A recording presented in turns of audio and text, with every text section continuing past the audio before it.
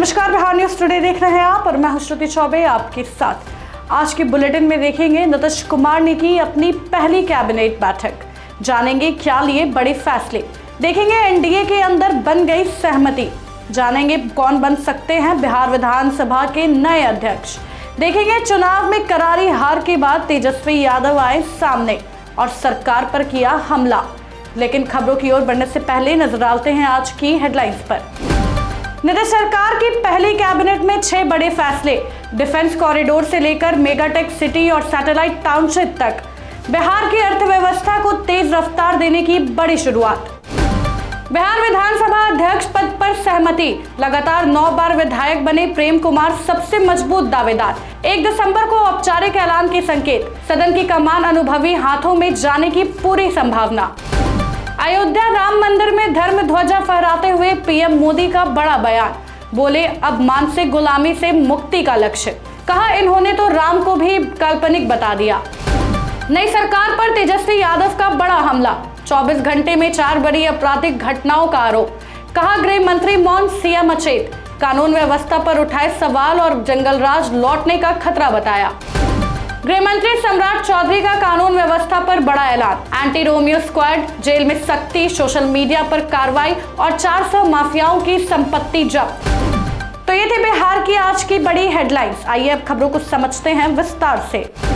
बिहार में नई सरकार के कामकाज की शुरुआत बेहद तेज रफ्तार में कर दी गई है।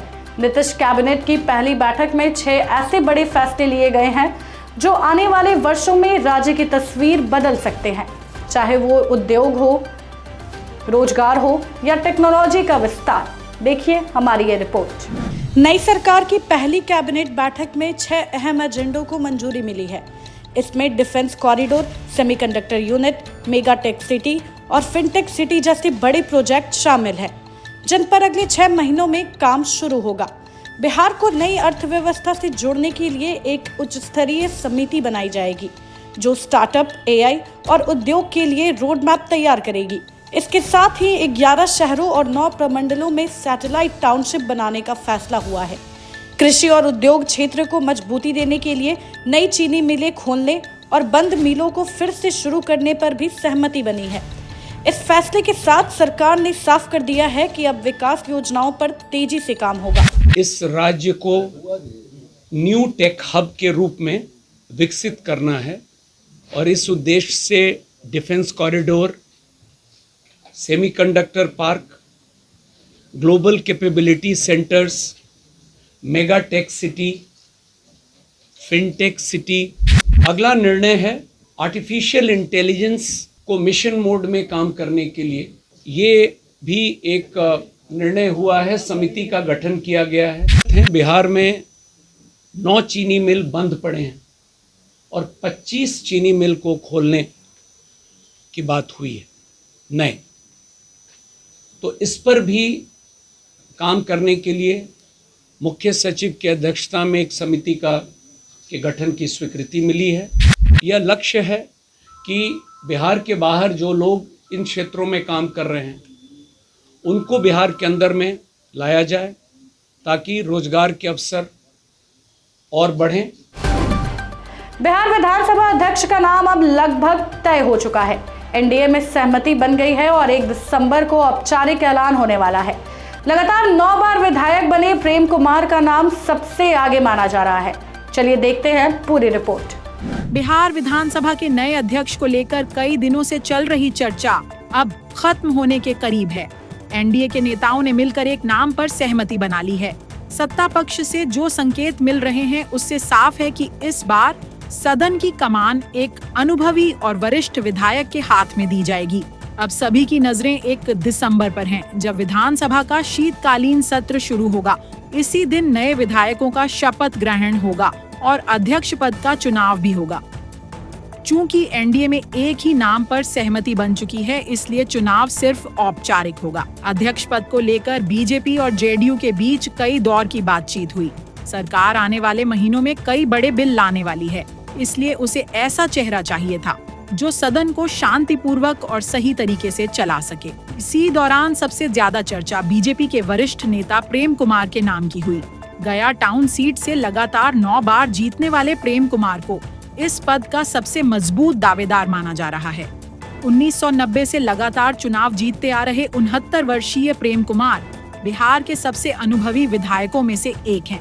प्रेम कुमार कई बार मंत्री रह चुके हैं और कृषि, पशुपालन, पर्यटन, आपदा प्रबंधन, पर्यावरण और सहकारिता जैसे बड़े विभाग संभाल चुके हैं। वे 2015 में नेता प्रतिपक्ष भी रह चुके हैं। सदन के नियम और कामकाज की उन्हें अच्छी जानकारी है, इसीलिए माना जा रहा है कि इस बार बिहार विधानसभा के नए अध्यक्ष प्रेम कुमार ही होंगे। औपचारिक घोषणा 1 दिसंबर को होने की पूरी संभावना है।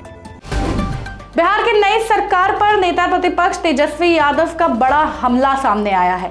चुनाव में करारी हार के बाद तेजस्वी यादव पहली बार सामने आए हैं। उन्होंने दावा किया है कि पिछले 24 घंटे में राज्य में कई बड़ी आपराधिक घटनाएं हुई हैं और सरकार उस पर कोई कार्रवाई नहीं कर रही है। चलिए देखते हैं हमारी ये रिपोर्ट। बिहार में नई सरकार बनने के बाद नेता प्रतिपक्ष तेजस्वी यादव पहली बार सामने आए हैं और नीतीश की नई सरकार पर हमला बोला है। उन्होंने सोशल मीडिया प्लेटफॉर्म एक्स पर पोस्ट कर दावा किया कि पिछले 24 घंटे में बिहार के कई जिलों में कम से कम 4 बड़ी आपराधिक घटनाएं हुई हैं। तेजस्वी यादव के मुताबिक पटना में ट्रिपल मर्डर, रोहतास में भी ट्रिपल मर्डर, मधुबनी में 3 लोगों पर गोलियां बरसाई गई और भागलपुर में एक बारात को दर्जनों अपराधियों ने लूट लिया। तेजस्वी ने इन घटनाओं का जिक्र कर सरकार की कानून व्यवस्था पर बड़े सवाल उठाए हैं। उन्होंने अपने पोस्ट में सीधे गृह मंत्री सम्राट चौधरी और मुख्यमंत्री पर निशाना साधा है। तेजस्वी यादव ने अपने पोस्ट में लिखा, गृह मंत्री मौन, सीएम अचेत, अपराधी मस्त। उनका कहना है कि नई सरकार बनने के बाद ही अपराध बढ़ने लगे हैं और राज्य में जंगल राज लौटने का खतरा दिख रहा है। तेजस्वी का आरोप है कि ऐसे वक्त में सरकार को पूरी तरह सक्रिय होकर कानून व्यवस्था पर ध्यान देना चाहिए था। जनता को सुरक्षा और भरोसा देने की जरूरत थी, लेकिन लगातार हो रही घटनाएं दिखाती है कि अभी तक प्रशासन पूरी तरह नियंत्रण में नहीं आ सका है।